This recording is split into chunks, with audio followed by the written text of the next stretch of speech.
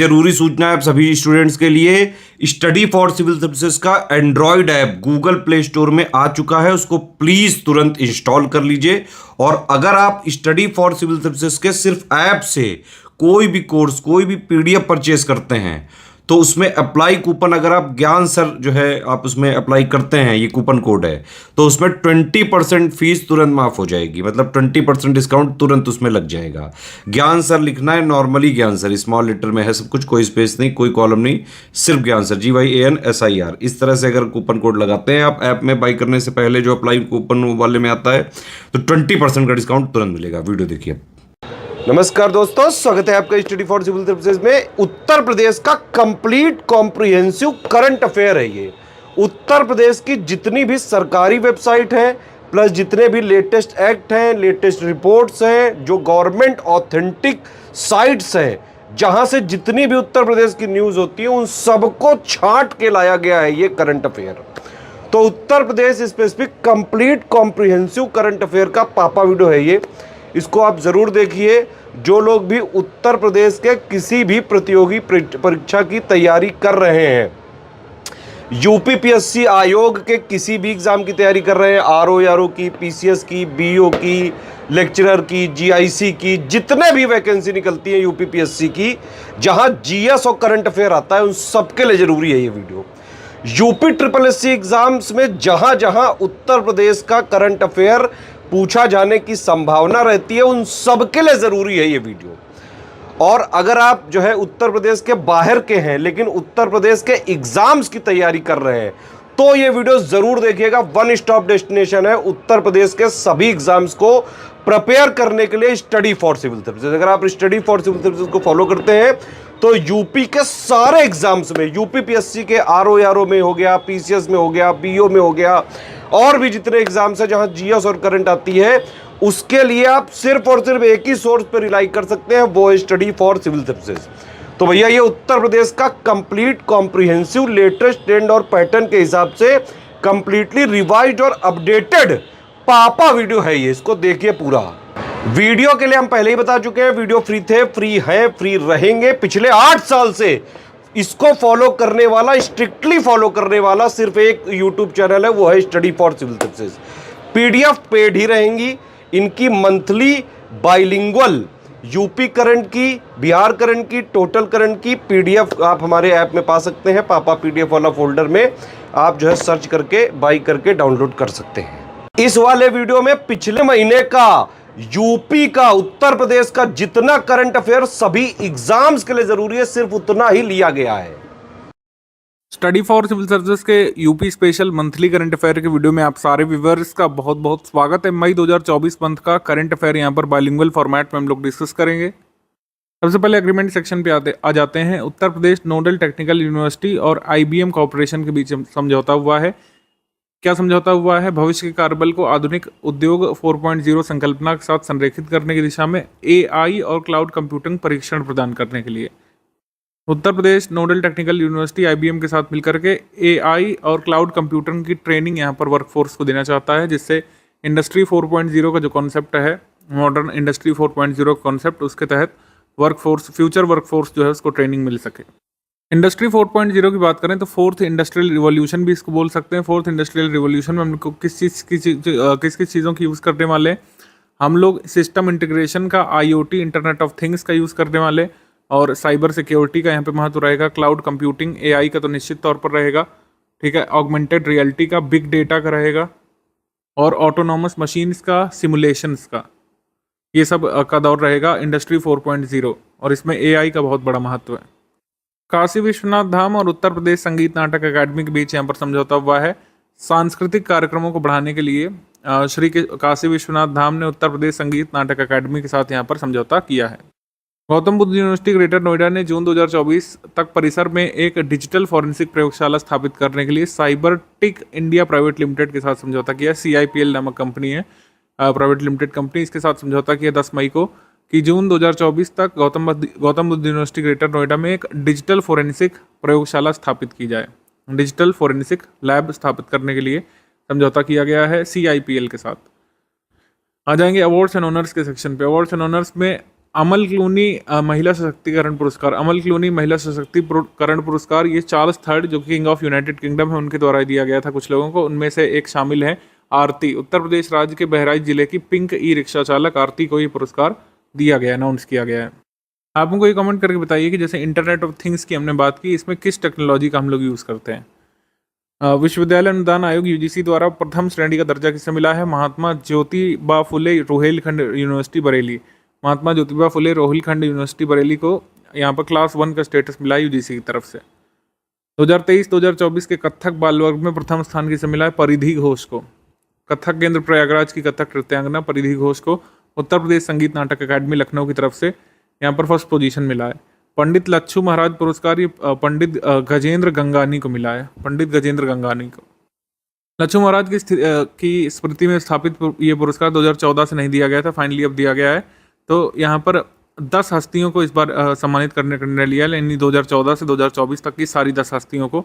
तो हेमा मालिनी को ये मिला 2018 वर्ष के लिए, सायरा बानो को 2019 के लिए, असीम बंधु भट्टाचार्य को 2023 के लिए और 2024 के लिए पंडित राजेंद्र गंगानी को।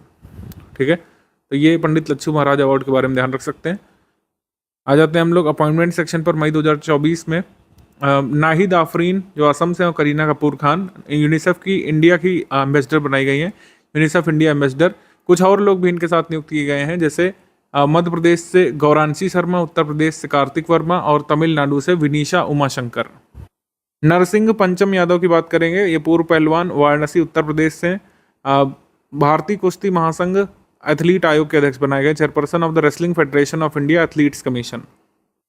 नरसिंह पंचम यादव भारतीय कुश्ती महासंघ के एथलीट आयोग के अध्यक्ष बनाए गए हैं। प्रोफेसर मोहम्मद रिहान 3 वर्षों के लिए राष्ट्रीय सौर ऊर्जा संस्थान के महानिदेशक बनाए गए हैं, अलीगढ़ मुस्लिम यूनिवर्सिटी के प्रोफेसर हैं।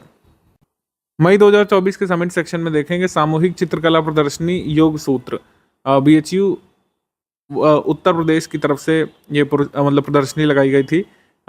ग्रुप पेंटिंग एग्जीबिशन योग सूत्र इसको नाम दिया गया था। BHU के छात्रों ने इसमें अपनी पेंटिंग्स यहाँ पर एग्जिबिट की थी। पहला अंतर्राष्ट्रीय कृषि व्यापार मेला CII कृषि भारत 2024। यहाँ पर CII का मतलब है कन्फेडरेशन ऑफ इंडियन इंडस्ट्रीज, यानी कि भारतीय उद्योग परिसंघ। तो भारतीय उद्योग परिसंघ ने लखनऊ उत्तर प्रदेश में पहली बार अंतर्राष्ट्रीय कृषि मेला भारत 2024 का आयोजन किया था। इसका उद्देश्य कृषि में तकनीक का संवर्धन करना है। डिफेंस सेक्शन में देखते हैं भारतीय वायुसेना को पहला स्वदेशी रूप से निर्मित क्रैश फायर टेंडर प्राप्त हुआ है। नोएडा स्थित भारतीय MSME फर्म द्वारा निर्मित पहले स्वदेशी रूप से डिजाइन और विकसित किए गए क्रैश फायर टेंडर CFT की डिलीवरी भारतीय वायुसेना को कर दी गई है। इसको विकसित करने में 291 करोड़ रुपए की लागत आई है। स्वदेशी मोबाइल अस्पताल भीष्म क्यूब का एयर ड्रॉप परीक्षण यहाँ पे किया गया है, आगरा उत्तर प्रदेश से। भारतीय वायुसेना ने आगरा में उड़ान के समय आपातकालीन लैंडिंग एयर ड्रॉप के लिए अत्याधुनिक स्वदेशी मोबाइल चिकित्सा सुविधा भीष्म क्यूब का परीक्षण किया है। Development of a drone named Kalam नामक एक ड्रोन का विकास किया गया है भारतीय प्रौद्योगिकी संस्थान कानपुर के द्वारा, IIT कानपुर। AI से लैस कलाम ड्रोन 100 किलोमीटर तक दूर दुश्मन को तबाह कर सकता है। ड्रोन 4 किलोमीटर की ऊंचाई तक उड़ान भर सकता है। इसकी रफ्तार 40 मीटर प्रति सेकंड या 144 किलोमीटर प्रति घंटा है। ठीक है, इसको APJK 6C100 के नाम से जाना जाएगा और कॉमन नेम इसका रहेगा कलाम। ऑब्ituary सेक्शन में आ जाएंगे महेश्वर तिवारी, प्रसिद्ध साहित्यकार और गीतकार ही नहीं रहे। श्री अतुल कुमार अंजान, भारतीय कम्युनिस्ट पार्टी CPI के वरिष्ठ नेता ही नहीं रहे। मॉडर्न हिस्ट्री में हम जैसा कि पढ़ते हैं 1925 में कानपुर नगर में ही इंडियन कम्युनिस्ट कॉन्फ्रेंस हुआ था। इंडियन कम्युनिस्ट कॉन्फ्रेंस, भारतीय कम्युनिस्ट सम्मेलन हुआ था कानपुर में। रैंक्स रिपोर्ट्स और इंडेक्स पे आ जाएंगे हम लोग। वायु प्रदूषण रोकथाम में सुधार पर जो रिपोर्ट आई है, सेंट्रल पोल्यूशन कंट्रोल बोर्ड ने एक रिपोर्ट जारी की है। वित्तीय वर्ष 2023-24 की अंतिम तिमाही, यानी कि जो था कह सकते हैं 4th क्वार्टर है, इसमें राष्ट्रीय रैंकिंग में वायु गुणवत्ता और प्रदूषण रोकथाम प्रयासों के लिए सूचकांक में शीर्ष स्थान पर रहने वाले 131 शहरों की इसमें सूची जारी की गई थी। इसमें पहले स्थान पर प्रदूषण कम करने के प्रयासों के मामले में है कानपुर नगर, फिर ठाणे महाराष्ट्र से, फिर दिल्ली, फिर कोलकाता और 5वें पर गाजियाबाद है। तो 2 सिटी हैं, कानपुर और एक Ghaziabad. National clean air programme के बारे में आपको पता होना चाहिए। National clean air programme launch किया गया था जनवरी 2019 में। इसमें total cities all over India कितनी शामिल है? 131। उत्तर प्रदेश से कितने सिटी शामिल हैं? 17 सिटी इसमें शामिल है, ये ध्यान रखिएगा। आगरा, इलाहाबाद, गाजियाबाद, कानपुर, लखनऊ, मेरठ, वाराणसी, अनपारा, बरेली, फिरोजाबाद, गजरौला, गोरखपुर, झांसी, खुर्जा, मुरादाबाद, नोएडा, रायबरेली, ये सब शामिल है, ये ध्यान रखिएगा। 17 सिटी कुल मिलाकर शामिल है। हाइड्रोजन आधारित ईंधन के संबंध में निम्नलिखित में से कौन सा कथन सही है? भारतीय रेलवे और भारतीय प्रौद्योगिकी संस्थान कानपुर मिलकर हाइड्रोजन ईंधन से चलने वाला देश का पहला ट्रेन इंजन निर्माण करेंगे। आईआईटी, इंडियन रेलवेज और IIT Kanpur first railway engine जो हाइड्रोजन से चलेगा उसका निर्माण करेंगे। इसके लिए state of art centre for railway research की स्थापना यहाँ पर आईआईटी कानपुर के भीतर की गई है। ये लैब टेक्नोलॉजी डेवलप करेगी, इंजन जो हाइड्रोजन चलेगा उसके लिए टेक्नोलॉजी डेवलप करेंगे, यहाँ पर इंडिजिनसली डेवलप करेंगे इसको। Centre for railway research lab ये टेक्नोलॉजी यहाँ पर डेवलप करेगी एक multi level silicon carbide traction converter की भी हाइड्रोजन पावर्ड रेलवे इंजन के साथ ही। तो तीनों स्टेटमेंट यहाँ पर सही है। आंसर यहाँ पर हो जाएगा सी, 1, 2 एंड 3 बोथ करेक्ट, सी। इसका निर्माण जो है कहाँ पे होगा? ट्रेन इंजन को विकसित करने के लिए उन्नत तकनीकों की खोज के लिए इस बार बजट में 5,000 करोड़ रुपए का फंड आया था। इस इंजन को बनाया कहाँ जाएगा? ये कानपुर में ही बनाया जाएगा। इलेक्ट्रिक लोको शेड जो फजलगंज में है कानपुर में, वहां पे बनाया जाएगा। 11 से 15 जुलाई 2024 तक उत्तर प्रदेश कबड्डी लीग का पहला संस्करण कहाँ पर आयोजित किया गया था? आयोजित किया जाएगा एक्चुअली 11 से 15 जुलाई 2024 को आयोजित किया जाएगा ये नोएडा में। ऑप्शन नंबर सी यहाँ पर सही है, नोएडा। उत्तर प्रदेश के किस जिले में स्थित कोरवा में असेंबल की गई 27,000 रूसी AK-203 असॉल्ट राइफलें भारतीय सेना को सौंपी गई हैं? तो रशिया के सहयोग से जो हमने यहाँ पर एक फैसिलिटी लगाई है, कहाँ पे? अमेठी में, कोरवा अमेठी में जो AK-203 असॉल्ट राइफल्स बन रही है, इसकी पहली यूनिट या पहली खेप दे दी गई है इंडियन आर्मी को। तो ये राइफल्स कहाँ पे बन रही हैं? रशियन AK-203 राइफल्स का मैन्युफैक्चर हो रहा है अमेठी में। Option number B. 14 मई 2024 को प्रसिद्ध विद्वान और भगवान कृष्ण के भक्त श्री वल्लभाचार्य की जयंती मनाई गई थी। श्री वल्लभाचार्य का जन्म 1479 में उत्तर प्रदेश के किस नगर में हुआ था? एक तेलुगु ब्राह्मण फैमिली में इनका जन्म हुआ था, वाराणसी में। ऑप्शन नंबर बी यहाँ पर सही है, वाराणसी। तो पुष्टि मार्ग जो है इन्होंने चलाया था, पुष्टि मार्ग। और ये किस फिलॉसफी में विश्वास करते थे? किस दर्शन या फिर फिलॉसफी में विश्वास करते थे? ये हम लोग मेडिवल हिस्ट्री में पढ़ते हैं। इनका दर्शन यह मत था शुद्ध द्वैतवाद, शुद्ध द्वैतवाद। इसको शुद्ध द्वैत की जगह शुद्धा द्वैत यहाँ पर लिखा जाना चाहिए, ध्यान रखिएगा, ऐसे साथ में लिखेंगे, ठीक है, दीर्घ संधि से। शुद्धा द्वैत यानी कि pure non dualism, pure non dualism. शुद्धाद्वैत, अशुद्धाद्वैतवाद ये होता है, शुद्धाद्वैतवाद। प्योर मोनिज्म इसको बोलते हैं या फिर प्योर नॉन डुअलिज्म, शुद्धाद्वैतवाद। इनका जन्म वाराणसी में हुआ था, तेलुगु ब्राह्मण फैमिली में। डेंगू वायरस के निदान के लिए निम्नलिखित में से कहाँ पर दूसरा सेंटिनल सर्विलांस हॉस्पिटल लैब स्थापित किया जाएगा? ये कहाँ पे किया जाएगा? प्रयागराज में। प्रयागराज का जो हॉस्पिटल है, यहाँ पर केवल एक सेंटिनल सर्विलांस हॉस्पिटल लैब जो है स्थित थी। कहाँ पर? माइक्रोबायोलॉजी डिपार्टमेंट में, मोतीलाल नेहरू मेडिकल कॉलेज में। सेंटिनल सर्विलांस हॉस्पिटल लैब ये डेंगू परीक्षण में काम आता है, डायग्नोसिस ऑफ डेंगू वायरस के लिए। तो ये सेकंड लैब यहाँ पर खोल दी गई है, एक थी, एक और खोल दी गई है प्रयागराज में। प्रयागराज जिले के मोतीलाल नेहरू मेडिकल कॉलेज के माइक्रोबायोलॉजी विभाग में स्थित एक सेंटिनल सर्विलांस हॉस्पिटल लैब जो है ये स्थित थी, एक और खोल दी गई है। निम्नलिखित में से किस भारतीय प्रौद्योगिकी संस्थान ने बिना खून निकाले ब्लड शुगर की जांच के लिए एक इलेक्ट्रिक पैच डिवाइस बनाया है? इसका निर्माण आईआईटी कानपुर के केमिकल इंजीनियरिंग विभाग के प्रोफेसर ने किया है। इससे क्या होगा कि मतलब आप ब्लड शुगर जो है नाप सकेंगे बिना ब्लड निकाले। जैसे अभी क्या होता है कि आपको एक टिप होती है, नुकीली चीज़ से ब्लड निकालना पड़ता है, फिर आप उसको उसमें रखते हैं स्ट्रिप में, ग्लूकोमीटर स्ट्रिप में रखते हैं, फिर आपका ब्लड शुगर आता है। लेकिन आपको जो है खून नहीं निकालना पड़ेगा विदाउट ड्रॉइंग ब्लड। तो यहाँ पर आंसर हो जाएगा IIT Kanpur, option number A. IIT Kanpur researchers ने टेक्नोलॉजी या पैच बनाया है। तो पैच का मतलब क्या हो गया कि एक स्टिकर आपने लगाया और आपके फ़ोन पर जो है आपका ब्लड शुगर शो करेगा। निम्नलिखित में से कौन सा कथन गलत है? केंद्रीय विद्युत प्राधिकरण CEA के अनुसार वित्त वर्ष 2024 में राज्य ट्रांसमिशन उपयोगिताओं द्वारा ट्रांसमिशन लाइन के विस्तार के मामले में उत्तर प्रदेश सभी राज्यों में शीर्ष स्थान पर है। तो ये सही है, इनकरेक्ट नहीं है।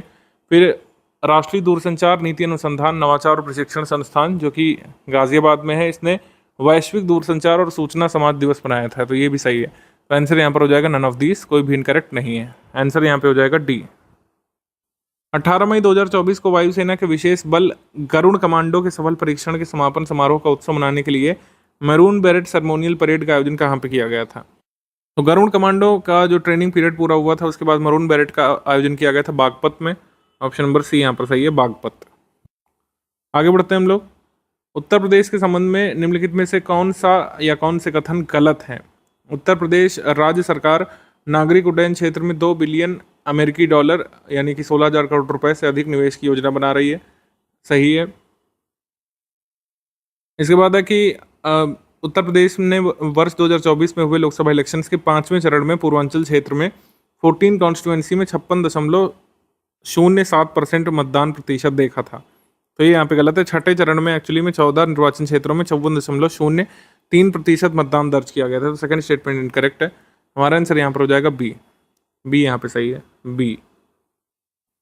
बोस इंस्टीट्यूट कोलकाता और भारतीय प्रौद्योगिकी संस्थान कानपुर के प्रमुख वैज्ञानिकों द्वारा संयुक्त रूप से अध्ययन के अनुसार वायु प्रदूषण सुंदरबन के लिए एक बहुत बड़ा संकट साबित होगा।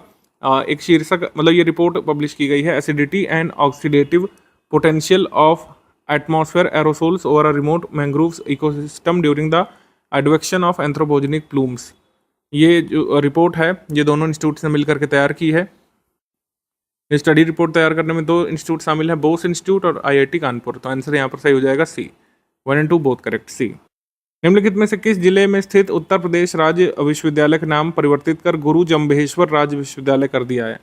तो मुरादाबाद में ये उत्तर प्रदेश स्टेट यूनिवर्सिटी है, इसका नाम बदल करके गुरु जम्भेश्वर राजकीय विश्वविद्यालय कर दिया जाएगा। यहाँ पर आंसर हो जाएगा ए, मुरादाबाद। गैंगेस डॉल्फिन के संबंध में निम्नलिखित में से कौन सा कथन सही है? भारतीय वन्यजीव संस्थान की एक रिपोर्ट आई है, गंगा बेसिन में अभी 4,000 से अधिक गंगा डॉल्फिन हैं, जिनमें 2,000 से अधिक चंबल रिवर उत्तर प्रदेश में स्थित है। ये रिपोर्ट में कहा गया है। ये सही है, पहले तो ये कथन सही है। दूसरा कथन ये है कि डॉल्फिनों की सुरक्षा के लिए उत्तर प्रदेश सरकार ने चंबल में डॉल्फिन अभयारण्य घोषित किया है, जहाँ पर 1,111 गैंगेस डॉल्फिन इस समय चंबल डॉल्फिन सेंचुरी में है। ये भी सही है। तो दोनों स्टेटमेंट यहाँ पर सही हैं। आंसर यहाँ पे हो जाएगा सी, बोथ करेक्ट। और गंगा डॉल्फिन भारत का राष्ट्रीय जलीय जीव है। और आपको बता दें कि state aquatic animal Uttar Pradesh का गंगा डॉल्फिन है। State aquatic animal Uttar Pradesh राज्य का ये डॉल्फिन ही है, गैंगस डॉल्फिन। हालांकि स्टेट फिश यानी राजकीय मछली जो है ये इससे कंफ्यूज नहीं करिएगा कि ये डॉल्फिन है। राजकीय मछली अलग है, चितला है, चितला। ये जो है ये स्टेट फिश है, स्टेट एक्वेटिक एनिमल जो है ये डॉल्फिन है। आंसर यहाँ पे सी सही है। उत्तर प्रदेश के प्रयागराज में कौन से नंबर का rail coach restaurant Uttar Pradesh का शुरू किया गया है? तो ये छठा है उत्तर प्रदेश का रेल कोच रेस्टोरेंट। यहाँ पर आंसर हो जाएगा डी। अभी कहाँ पे 5 हैं? लखनऊ में एक है रेल कोच रेस्टोरेंट, और झांसी में है, बरेली में, आगरा में, वाराणसी में। ऑप्शन नंबर डी यहाँ पे सही है।